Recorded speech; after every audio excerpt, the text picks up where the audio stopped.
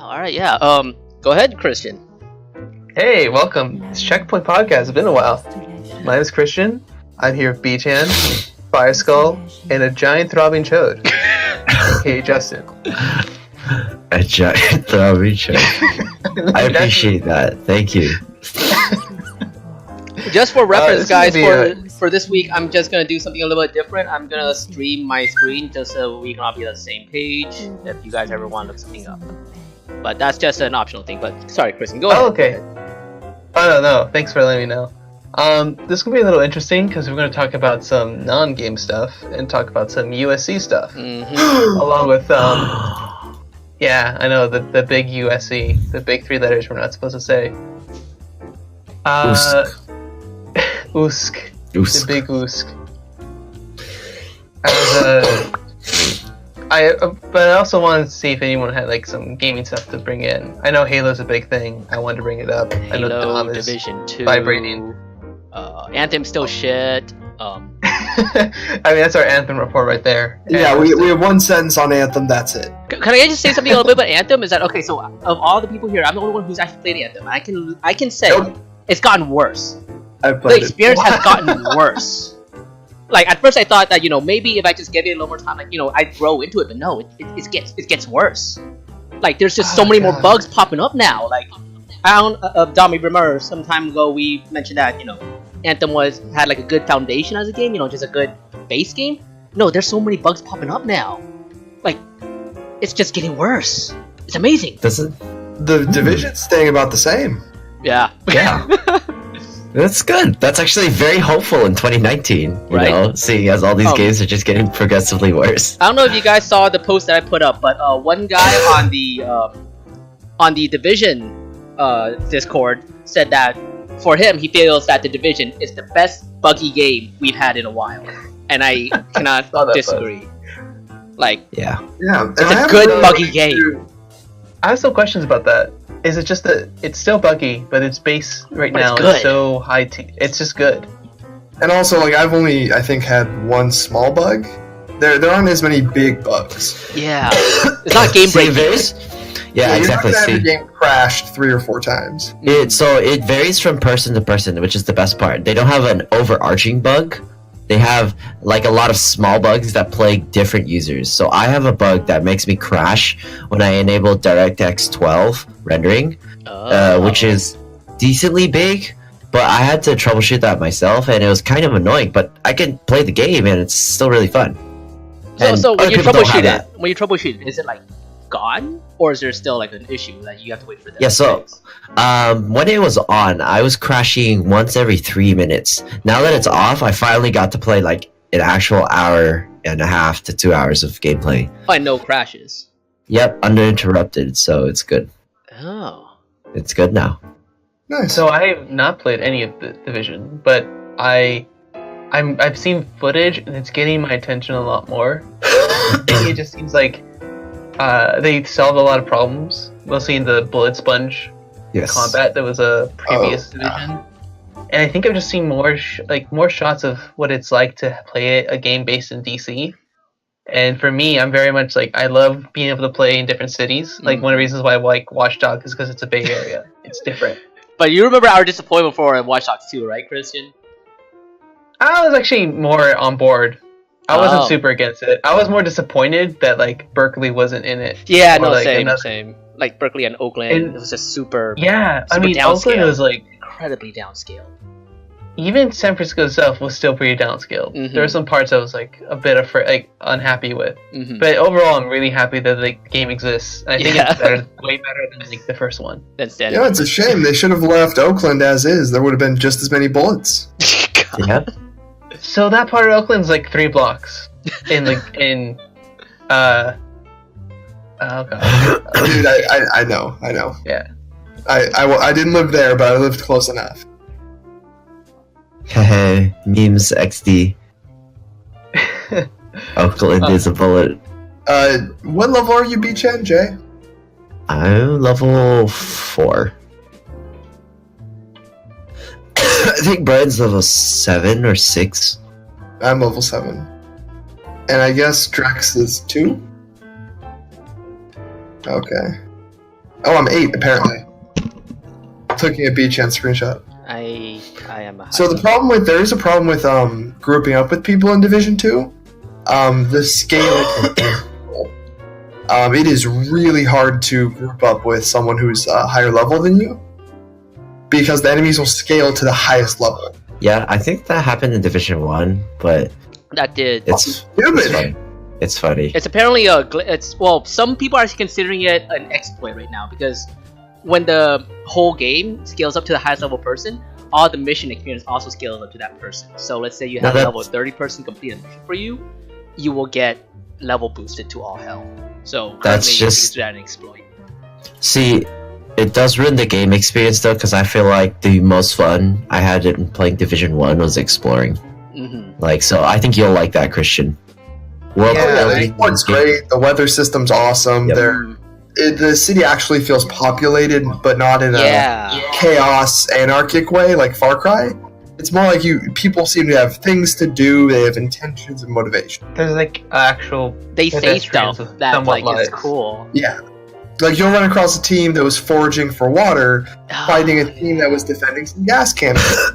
Oh yeah, just some stuff like that. That was really cool. I noticed that. Yeah, there's like a little bit of turf war going on, and it reminds me of Grand Theft Auto San Andreas. I just loved it because it was like so they're it's just gonna like turf a war.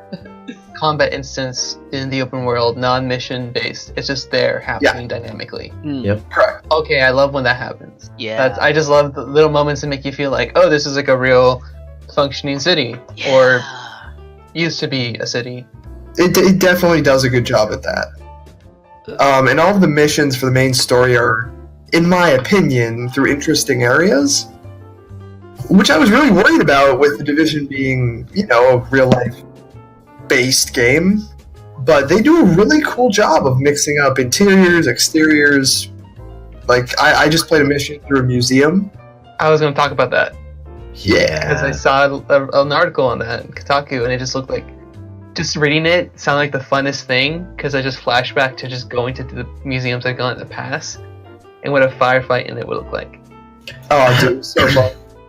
I think if there's one thing that Division does really well, it's like it imitates real life places really well. There's a Division 1 post that had a street where this boss called Bullet King would spawn, and there's an exploit with him where you could kill him over and over again and grind shit.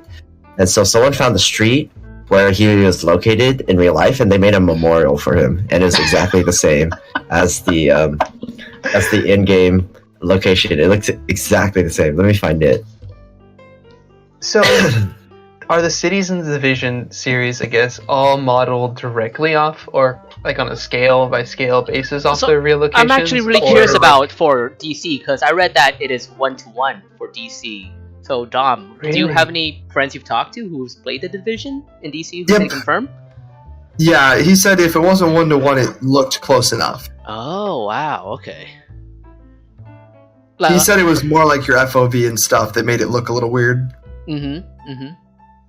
But and also he did make the note that regardless of if it's 1-to-1 or not, they are so similar. Oh, wow. I'm guessing go ahead. Yeah, if you thought Boston and Fallout 4 was modeled a lot after the real Boston, nothing compared to this. It is just as New York City. Yeah. Oh man. Okay, I don't know if you've been to this mission yet, Dom, but the museum mission where you're in the American History Museum or something? Yeah, I just was talking about that, yeah. I'm sorry, I wasn't here for that, but can your friend confirm that it's like the exact same route that he would take if he were in the museum? No, he's not really a museum guy. Oh. Even if he was, I don't know if he'd remember his route. You can do a personal Division vacation and just visit all the DC spots. That would be cool. That'd be fun. I'd be down for that. I would be down. I mean, we're definitely going to get to the point where virtual tourism is a thing. Hey. Easily. I don't think that's even like a stretch to say.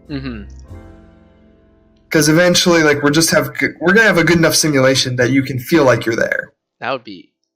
The chamber that simulates smells and lets you walk and such. Oh, you're thinking about that. That'd be cool. 4-dimensional theaters. Yeah. See, I was thinking of maybe just putting the divisions map into VR chat the game and having the VR people just run around there. But that'd be cool. There's a VR VR Google Map is actually a pretty cool experience. Oh yeah, that's right. It really is, yeah. It felt a little surreal. But Right. yeah, let's jump back into the main topic. Yeah, so scandals. Cool. So should I do the breakdown, or do we all basically know? I think we're all pretty familiar. Yeah. Let me start by asking everyone this: were any of you surprised? Not really. Yeah. Yeah, like I saw the headline. I was like, well, yeah. I was more surprised by the reaction of people. Like, oh wait, you guys weren't aware this was a thing? Well, what really got me weren't those people. It was the people who were acting like it had said. So it wasn't that they just found out about it. It's like, oh no, it just started being a thing. And to those people, I don't know how they think, because this is not a new thing at all. If anything, nepotism and such has gone down. So to people who are like, oh, this needs to be, nipped in the bud before it really grows into a big problem, it's like, no, it's been like that. Pays for a lot of scholarships and too. Or buildings. I mean, if you look at buildings named after people, it's kind of it's been joked about in other media before. Of course. Like stuff that's decades old. Yeah, give my son an A and I'll donate a building. And I mean, there's also like the other form of that, which is the athletes.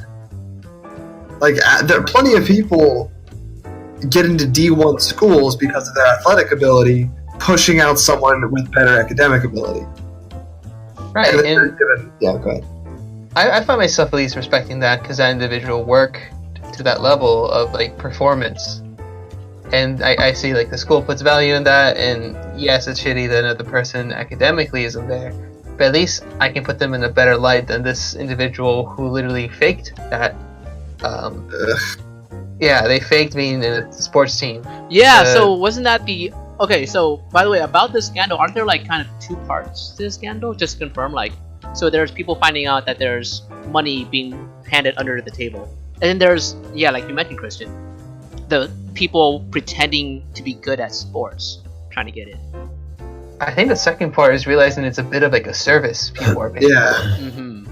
Where it's one guy or a business where someone is taking money from rich families and they're forging test scores, they're forging grades, they're forging photos of their involvement in that extracurriculars. I read about that. I was actually surprised about that people I was surprised by that too. To me, it was I just thought it was a straight money transaction. You actually have a small industry here. Yeah, but no, it's deeper than that. So I'm curious. I have a different version of the railroad theory for you guys. So the railroad theory is if you could pull a crank or a lever to send a train down a different set of rails toward one person to kill them, and 3 people, do you do it? Well, so I'm curious, at what point do you guys think X amount of money makes it okay to let someone in because it pays for so many other people? Do you have an equivalent value you place on that spot? That's hard. It's right? It is. That's really hard because I think one of the things that makes this scenario more negative is kind of there's a bit of a arrogance to it. The family comes out and says certain things students shouldn't be overworked. There's a hypocrisy that exists. And that also the student is kind of an influencer, and that's already kind of a scummy thing to I guess we see, at least I see. It kind of encourages me to dislike this person. Yeah, me too. But you're right. No, this is a part of another thing where people are making money. That money that goes inside the university actually gets redistributed into the university, and more people can get in. Yeah, because I think to offset most of the tuition complaints the last few years, they've just showed their ratio of scholarships to students. And so many students are on scholarships or grants. Yeah, isn't it 2/3 of USC? Yeah, is that the number now? Really?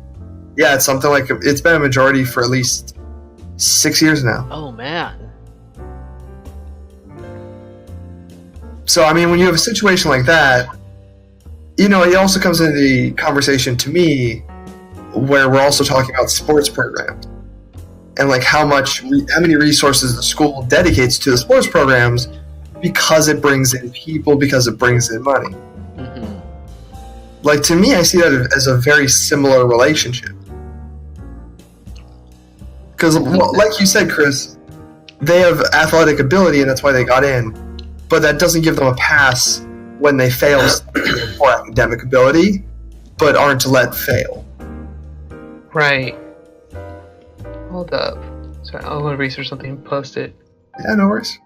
There's a video of this, I think it was called Black Adjacent. It was like a comedian kind of hitting social topics, but they interviewed a USC athlete talking about that relationship, where there can be, there's a lot of nuances, because I think maybe one of the reasons why I feel more comfortable with that is that it's an existing thing in a relationship that's established throughout multiple schools. And it's like, there's laws and ways to make it more fair, more, I don't know, to make it seem okay. And I think I'm thinking of that original question you asked about the money exchange. But I'm also thinking about I if this will be was right back. presented Right. in an existing system. Wait, are you leaving, Justin? No, he'll just BRB. Okay. If this was like done in like, if there was like a system or something public about it, would we be as upset? What do you mean by something public? I don't know. I guess what I'm saying, like, if Like a maybe special they're up membership front service? saying like, I guess, yeah, like a tuition service. Mhm. Like, oh, you're a certain scholar, meaning you paid extra, but that means we all make more money or pay less because of you. It kind of develops a caste system. It's not perfect, but I'm wondering if there is another way. Like, if this was like more upfront, would we be upset? I think that would I personally think that would create a few more social issues, like the parents of the kids who say, hey, my kids, I'm paying much more for my kids to attend the school, they therefore deserve better service from the school. Like there's gonna be that group of people who are gonna try to be vocal about the money that they put in. And Well, I think you're. I think you're hitting the right place, B-Chan, because I think the issue is about the student. Because you can't publish any of this information, even if there's a system, because socially they'll be annihilated. Exactly. And then separately, I mean, you always have entitled parents. That's the staff at the school just has to deal with that.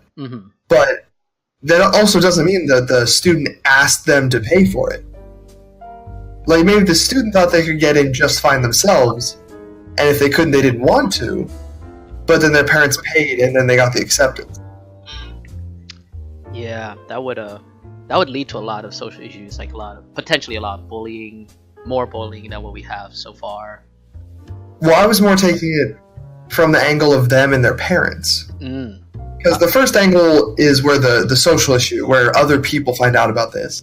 I'm talking about the student finding out about this when they did not want their parents to do this. Oh, I see.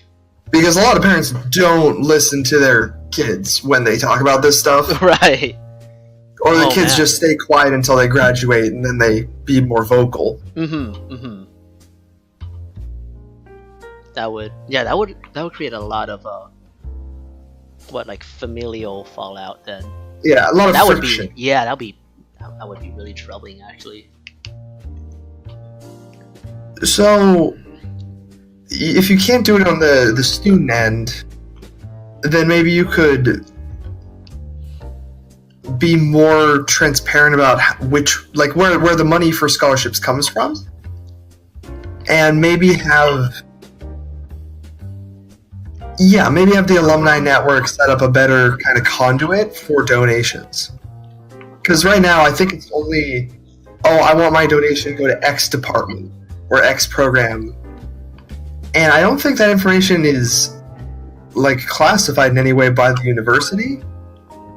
I just don't think it's like there's currently a way for students to find out. There's no system. There's no like person to go to.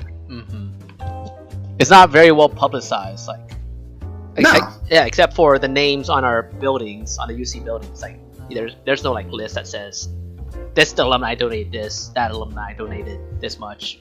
We should be thankful for whoever. Yeah, like We only hear about that stuff. It's a huge name. Yeah, It's a huge name or a huge amount of money. If it's like, yeah, this person invested like 50 million in X department, yeah, we hear about it, but no one else. I have another question about I guess in terms of, I guess we all have experience with people like that. Like, they are clearly from a wealthy family, like from our university, and we've like because I feel like that an individual like that actually does a bit of a detriment, because they are not there for university's sake, they're there for other reasons. And do you feel like that, like as a student, was that a distraction or a demotivator, or did it negatively affect your experience?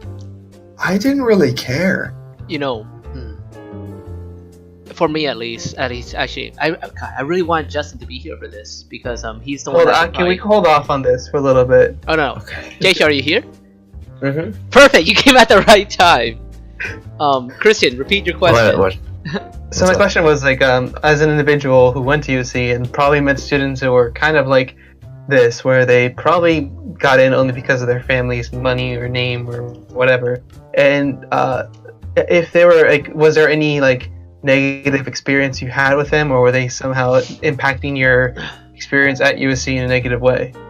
So I think the most obvious one is that they're not too bright. That's super obvious. J-Cho, the reason why I want you to be here for this, because I know that you and I can speak to this personally, having interacted a lot with international students who are in this very similar situation,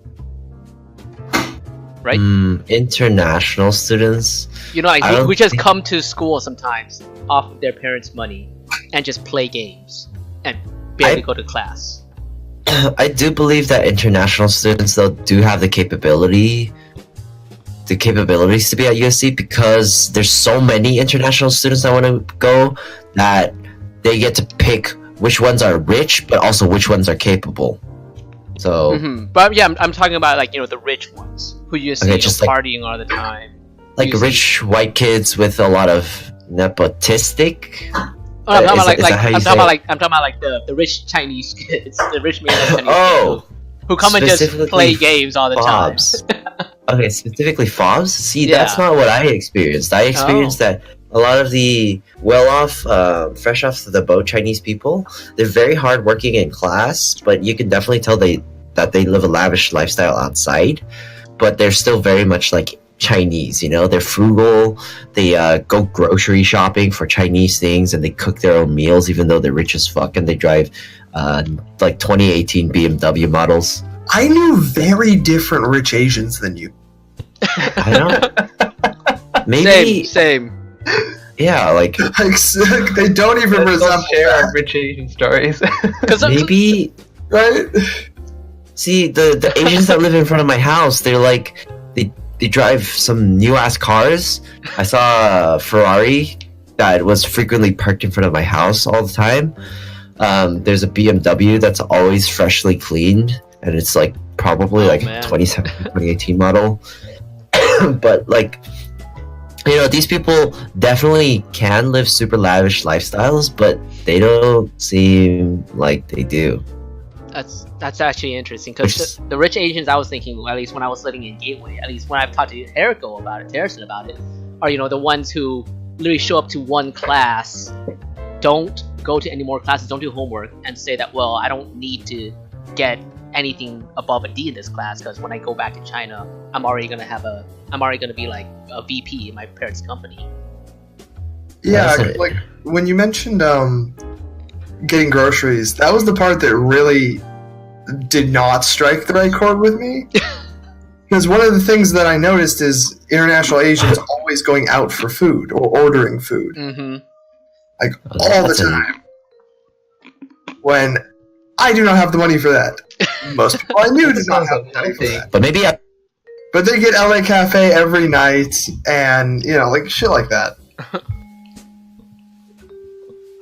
But I wouldn't say it led to any negative experiences, except with negative people. Yeah, I don't know. For me, I had a bit of a different experience because my high school was a bit like a mini USC in my town. Oh. So it was the private Catholic school, but I got in because my mom was a custodian there, and so like employee discount for your kids. But there was definitely the kids that went there either all went from the same 3 elementary schools, the majority of them, and then they're the ones who moved in or went from public school, who were very much cast themselves into different groups. It was like, to me, I just kind of like made the I kind of tried to make the assumption with that in USC, except the money quota was a bit bigger for some individuals. Yeah, there were never like, I met, I guess, a range of both, where there's people that aren't motivated and aren't interested, but then also those that were like very capable. And I actually had to kind of like try to work on not being instantly dismissive of people with wealth, because that's kind of what I developed in my high school. And it's a bit of a like I became actually more like, try to be more open to like people of means, to not be like instantly just like, oh, I hate them or whatever. Damn. Well, that's kind of what it was with high school, because it was definitely a different experience there. Most people were fine, but there were just some that were very much just like negative. I just more like individuals had negative experiences with.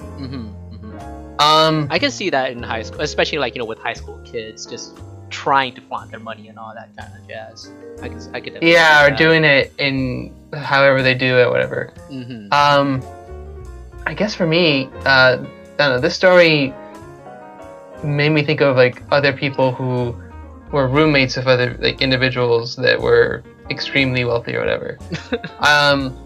Well, Austin's crazy ex-girlfriend was super rich and from China. All right, case in point. And, But actually, I think I'm horrible person. for the most part. I didn't have directly negative experiences, but I had a negative experience that I was projecting from my previous negative experience of super wealthy people. So I was like the one making the situation worse for myself. I'm trying to think of anything else. I mean, yeah, I guess in some ways there was this feeling of like, what the fuck, when you saw the person that just clearly didn't care was able to just go on whatever trips.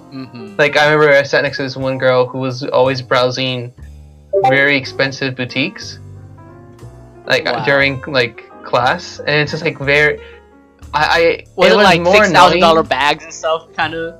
Yeah, that type of thing. Man. Oh. And I don't know. I mean, it was a thing that was for me a distraction because I was trying not to focus on it, but it was also a thing that I couldn't help but think about. Like, wow, we both live very different experiences or very different lives. And go on. No, I was just gonna share one of my stories from Christian. Actually, you just reminded me that when you said like if they actually affected you negatively, there's actually this one story I have from when I was a grad student at Cornell University, in which so I was sitting in class, and one of the 100 students in our class got up and said, "Excuse me, professor, could you please speak slower, or could you please get a translator, because 75% of us in this class come from mainland China, and we do not speak English well." And that just threw my professor off so hard. Like, he went off for like an hour. He was just like, if you want to study here, you need to have passed a language test to like understand English. You should not have the gall to ask me to get a translator for you guys. Yeah, that's pretty ballsy. Yeah, and it's because like it was like the first month in of classes, and I'm sure it was just like, and you could see if you sat in the class, there were exactly very much 75% of the 100 75 students who were all just like mainland Chinese students speaking only Chinese in class. Like, sometimes they would approach some of the American students, asking them, "Hey, could you show me this again? Could you explain this to me?" Or they would approach someone like me who looks Chinese American, asking me if I could explain to them in Chinese, even though I couldn't. But yeah, it was just it was very apparent that our class was majority mainland Chinese students who could barely speak a lick of English, unfortunately. I'm not surprised. Yep. It's different Chinese folk that I ran into. Oh They yeah? seem very, very much like a minority group. They're quiet, they're pretty humble, conservative. Mm-hmm. They mind their own business, kind of thing. But I think in my case at least, it was because these students were coming to Cornell with no scholarships. They were paying full money, and that was why they felt a bit entitled that they deserved to learn as much as the other students learned, but they couldn't understand it, and that's why they requested my professor, failingly requested my professor for extra accommodations. All of the Marshall students that I ran into that were Chinese fobs, they all had pretty good English. It's very conversational. You would hope that, right? You would hope that it sounds like this. All of the ones that I actually ran into. Mm-hmm. Huh? I didn't run into many with issues understanding, just occasionally speaking. Mm-hmm. They're just very good at speaking, though. They weren't even problematic with that. So maybe we're just running into different people. Yeah. Yeah, it sounds like you had a really. Give me a ballpark of how many people you're talking about. I'd say about maybe 1 or 2 dozen-ish people that I met in my classes. Okay, that's Decent sample size, I'd say. Yeah. And all the Chinese people in the front of my house. See, this might be geographically incorrect because the people who live on West Side tend to be a little more frugal. But the people who live in the house right in front of me, they're all super.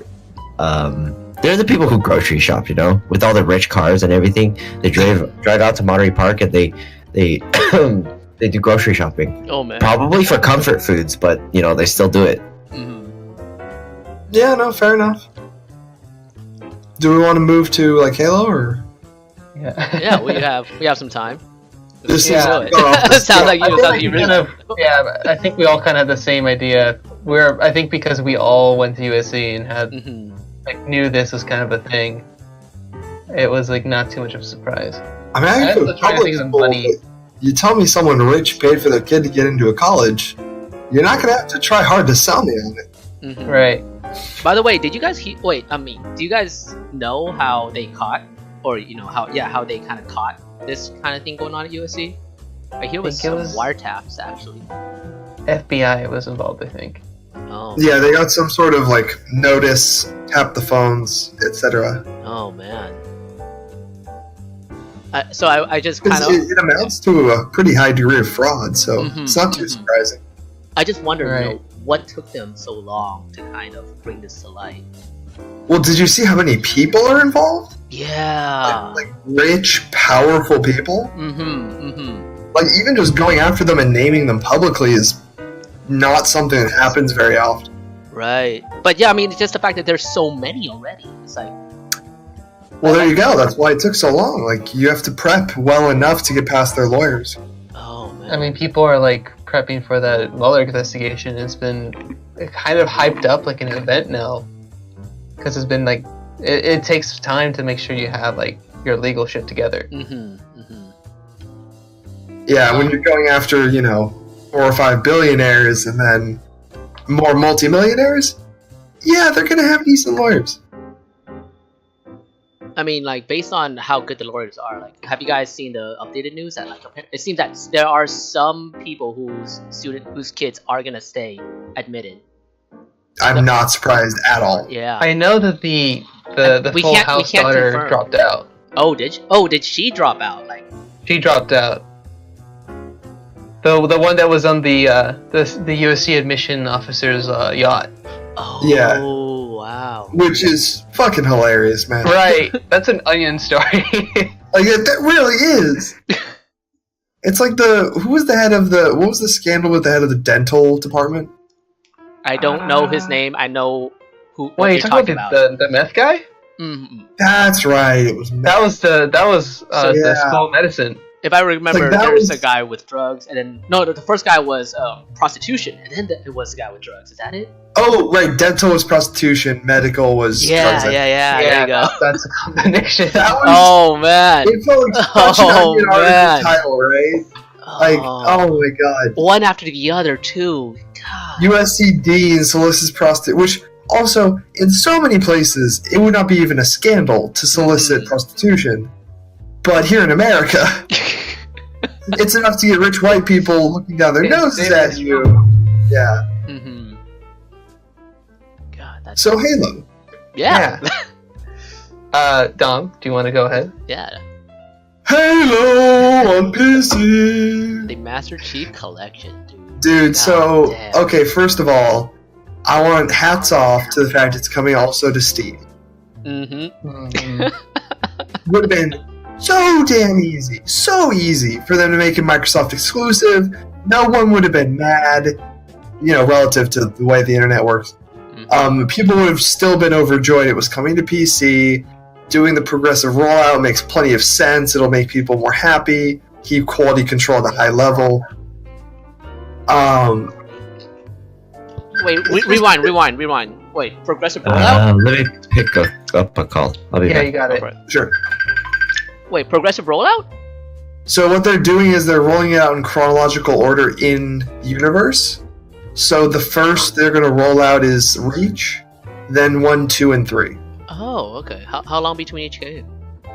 They We haven't don't said know. yet. We don't even know when the first one's dropping. Oh, So the reason why it's been in taking- test already. Part of the reason why it's taking so long is that the majority of 343 is working on Halo Infinite. Infinite. Well, also MCC is a huge mess, so Yeah. I'm sure they have a lot of engineering resources behind it. So they have two third-party studios actually helping out too. Oh, so about the I PC just- port. Is the PC port a third-party studio that's doing it? No, they're doing that directly. It's just services are helped with by other studios too. Oh, okay. Yeah, okay. so they're recruiting more people to help it out to make sure the ports go well. Ooh. Yeah. Oh. So I wouldn't be too concerned. Like, what was the last big title? The Gears 4 was very well optimized. Mm-hmm. I think that's the last one that'd be comparable in terms of scale. But no, like I did see a post that said they're ready to start testing Reach already, and they're just waiting for people to sign up as beta testers. So that's really encouraging. And I mean, it's not like they haven't been working toward this. B-Chan, I've talked to you before about an announcement this year for MCC on PC. Mm-hmm. Because I didn't think Infinite was coming till next year. And probably with the new consoles, which, well, lining up pretty well so far. So this is I don't know. I keep on thinking about this thing. It's a Steve Jobs idea that he had. I don't like him too much, but this is the thing I like. It's like a customer deposit. You can only take so much goodwill until they stop giving you, and Microsoft has just been basically winning over people, like with this whole thing, and also with a lot of things like Game Pass and their Nintendo news. Play anywhere. Yeah, Play Anywhere. Yeah, no, I mean, there's a reason I think they're poised to take the next console generation. Or at the very least be very competitive. But For the same reasons you said. Right, and I'm really excited to see if they might even do. There's rumors that it might be going on the Switch. I heard about Master that. Chief. He said some exec was like, yeah, it'd be like Mario coming to Xbox or something like that. So we'll see. So I want that to happen just so we have Master Chief in Smash Brothers. Like, some people are throwing around the idea of Halo on Switch, and it's not that the Switch couldn't run like Halo 1 and 2, I'm pretty sure it could, Mm-hmm. but I have no idea how complicated the engineering for that would be. So I don't know if you're familiar, but so Resident Evil 7 was on a Switch in Japan, but as a streamed game. Right, yeah. Oh. You had to stream it from your computer. Oh, really? But Yeah. people are thinking that because the Play Anywhere initiative, where you can Mhm. play any Xbox game on anything but the screen, It's one of the reasons I've been talking about a virtual console for Xbox's next one, like a streaming dedicated console. Mm-hmm. It's because they've been testing and rolling out those features in various regions. Which I think, like, of all the people teasing that idea, they've done the most, like, I guess, proven work of it functioning and like becoming a the thing. Xbox streaming one. Essentially, you can just I don't know. It's like accessibility of Xboxes to anything that has a screen. Yeah. So I'm pretty hyped. Like, this is also coming at a time where arguably people are mad at the lack of shooters outside of Battle Royale. Lols. I'd also say that people are kind of getting more nostalgic for Halo. It's kind of one of those. Yeah. Enough time has passed. Yeah. That people want to come back. Yeah, and we've been about 15 years, fuck me, since Halo was on. So Halo was on PC 15 years ago. That's insane. Which is a lot of time that people were waiting on. Makes me feel old. Shit. Oh man. Not only that, so they're bringing back every feature, right? Like campaign mode, co-op campaign mode. Oh, Firefight. Yeah. Oh man, they're also gonna bring. I miss I'm sure, Firefight. Dom, for you, I'm sure they're gonna bring back Forge mode. Are you looking forward to that, dude? Hell yes. Although Yay. I'll be busy level designing for our game for a while. I'm just like excited to see what happens to the Halo community because it's still there and still ticking along. My god! It is one of the biggest. I think it is one of the biggest dormant fan bases out there. I agree with you because I follow a lot of Halo YouTube and they're always finding new things to talk about. Yeah, like and there's still tournaments going on for it. I think just past few days there was a 100K one. And I think that happened pretty regularly. Yeah, so that was a South by nothing Southwest promotion because this is like that's where they had the whole news about Halo coming to PC.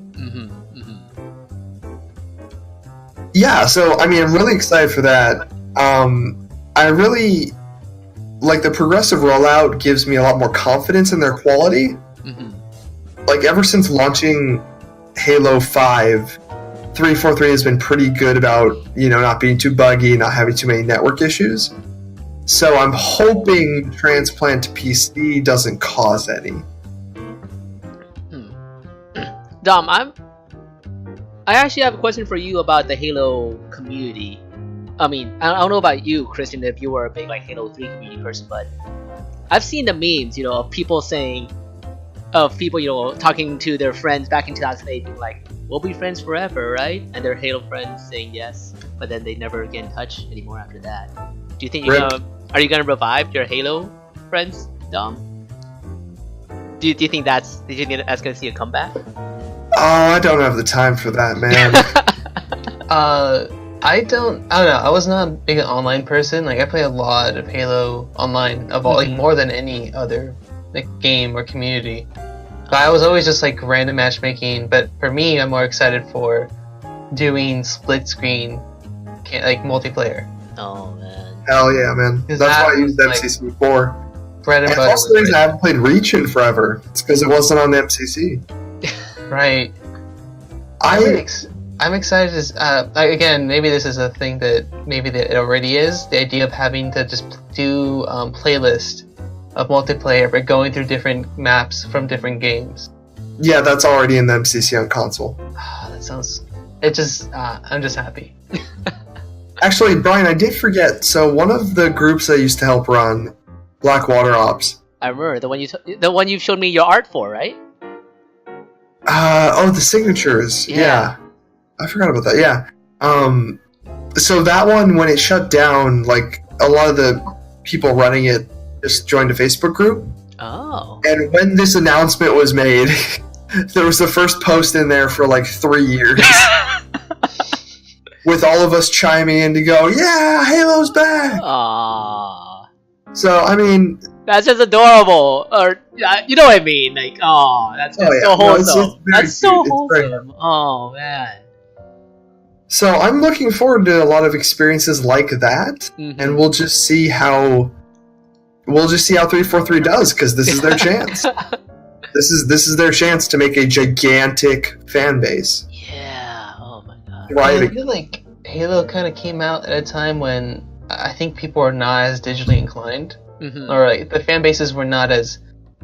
I don't know. The community was very active, but I feel like it can be more active. So now, when like there's all these infrastructures for Discord channels, for Reddits, for Facebook groups. I don't know. It's exciting. I'm really happy to see where this goes. You know, here's one thing that I'm actually curious about. Like, let's say, you know, like I don't know, let's say 6 months down the line. Actually, no, let's say 3 months down the line after the last of installments get released. So we're gonna have what? Halo Reach, Halo CE, Halo 2, Halo 3, ODST, and then Halo 4. Let's say, you know, it's Halo 4 released, and it's been 3 months since then. Do you guys think the online community will be split among all the different Halo games, or will they all just gravitate towards, like, I don't know, Halo 4 or something? Like, Okay, so the way MCC works is, like Christian said, there's playlists, and then you choose which game and which map and which mode you play in. So it doesn't split the community because you're just voting on that after every match, and then you go to the one the majority voted on. Oh, really? Okay, so it's more like one game. Oh. Yeah, so I mean, based on like historical popularity and MCC's like console record, most people are going to be concentrated on Halo 3, with the second most being in Reach. That'd be my guess. But as far as splitting the community, you don't have to worry about it. Oh, that's okay. That's cool. That's cool. Yeah, no, it's a very. I mean, you can't bring all these games together and then split up your community. That's that's the entire point of the game. It's like, we made a game to bring everyone who loves these games together by splitting you up. Okay, that's actually really interesting. I did not expect MCC to behave like that. Just because, you know, a bunch of the other anthology games I've played, you know, tend to, I don't know, they come in like packs. You know what I mean? Like, they're like they say like, you know, you buy for the price of one, you get 4 different games, something like that. Kingdom Hearts 2.5, whatever. Oh my god. 2 point, you got 2, 2.5, 2.8, 2.85. Oh my god. BJ, and I told you, right, that after watching a little bit more of Kingdom Hearts when you were playing it, the only good thing about the game is the music. I like its sound. It has also really good sound. Like, going through menus has always been really fun too. It's just got great little chimes and tunes for every little thing, interaction. You know what? I agree. UI and audio. Yes. UI is good. But I think the gameplay, the story, the character development, and the dialogue is all crap. Yeah, it's not good. Actually, Dom, I just love hearing like Goofy and Mickey talk about like having to defeat some weird anime character. I was gonna say this. This is something I've been noticing. I don't know if this is is it a Japanese thing? Actually, I don't know if any of you guys can confirm this for me. But like, there's just like cutscenes in Kingdom Hearts that have no background music at all, and it's a little weird. Like, they have like characters talking, you know, it's voiceover dialogue, and it's completely dumb. But it's like there's just no background music, and it's like a tense scene with no background music. That's kind of a staple of Japanese media in general. Is it really? Well, think of Souls, dude. There's no music unless you're in a boss fight. Give me like an exact like cinematic cutscene though. Like, I mean, sorry. But is there like a cinematic cutscene? Because I mean, like. No, I mean the use of silence to highlight different audio points. Like, that's a very Japanese media filmmaking and video game making technique. Is it? Yeah. I don't know. For me at least, it just feels a little weird not having any kind of. I mean, yeah, okay. You know, like I get sometimes like when you want to have like a bit of silence to highlight, you know, a very very tense scene, but like sometimes, you know, if you just have characters talking and there's absolutely no background or like even ambient sounds. I don't know. For me, it's a little weird. Like, you know, at least you need Oh yeah, it's very disconcerting. Yeah. I think I'm going to go into this thing I've been finding that the Japanese have basically their version of weeaboos for American culture. Do they? Yeah. Oh yeah, they do. Oh yeah, you showed me Yeah. the ones where they have weeaboos for Mexican culture too, right, Christian? Oh yeah. You showed me that was one. that's even. I feel like I feel like that's a bit more Japanese of them to do. But I feel like it's funny seeing them like be really into American culture. Mm-hmm. I Like, saw they- I saw a picture of this really fat Japanese dude with a cowboy hat and 2 fake revolvers. Oh, what? Is he just wearing that just in public? Please. No. Yeah, Oh and my the God. reason I saw his picture was he was arrested because of the guns, the fake guns. Oh my God. You just thought that was normal? Oh. Which I thought was hilarious. That's weird. Like, look at me, I'm a cowboy! Yeah, sir, you're not allowed to carry around any potential guns or weaponry. Come over here, please. Sir, this is Florida. Well, wrong state. Hold up. I'm trying to think of a state No, where they wouldn't you work. use guns all you want in Florida. Sir, this is DC. You can throw a gator through a fast food window in Florida. Wait, wasn't that like a news That post? That was an actual thing that Yeah, happened, right? yes. Man throws gator through like window or something. Oh God. Like, literally, I think it was a God. chick. She threw an alligator at the fast food worker through the fast food window. Only in Florida. I'm just thinking of like the thought process. Like they see a gator. I'm like, I'm gonna put this inside the fast food window. I don't know if rational thought is the best approach for someone throwing a gator through a fast food window. How did you get a gator? Where did it come from? Maybe it was. I Where mean, did she keep it? probably just kick the bush outside and 3 of Oh them my rolled out. God. Actually, like when we were driving from the airport to Disney World in Florida, we saw 3 gators just on the side of the road. On the side of the road. Wait, Yeah. was it like in a swamp area or is it like? Okay, first of all, most of Florida is swamp. Okay. It's pretty much either swamp or beach. Those are the 2 like locales in Florida. No, they were just like one was in an urban area, and it Oh was my just God. the equivalent of a sidewalk. The other 2 were maybe a few feet off the road in like tiny little like maybe foot deep ditches. What the hell? There's just a lot of them there. Oh God. They're not really dangerous. I mean, until you they're get not- killed by a gator.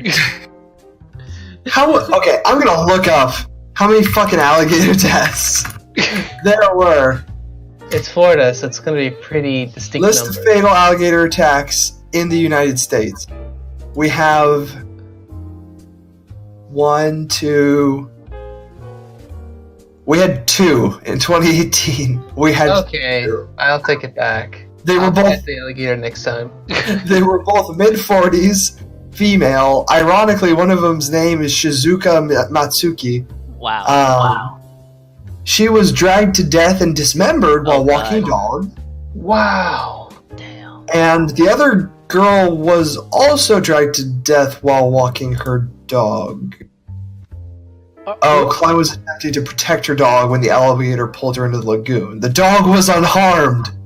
Jesus. Oh my god, this chick literally died fighting off this gator for her dog. She is a hero. Mm-hmm. Mm. Oh, I'm geez. not a real dog owner. In That's all I know 2016, a from that story. 90-year-old woman was killed.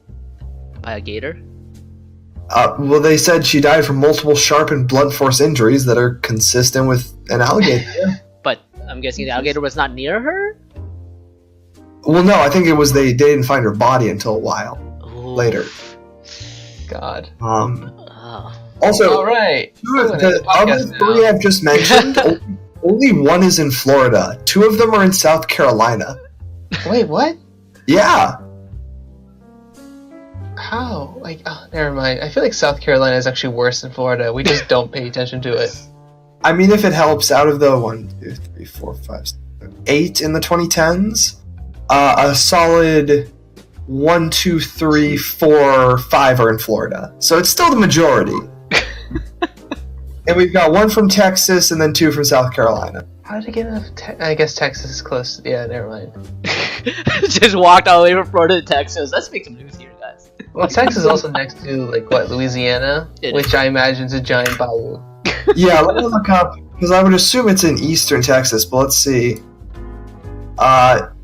It is indeed in eastern Texas. It is literally on the border with Louisiana, and it looks like most of it is a swamp. Let me check. Oh, wow. This looks like very inexpensive land.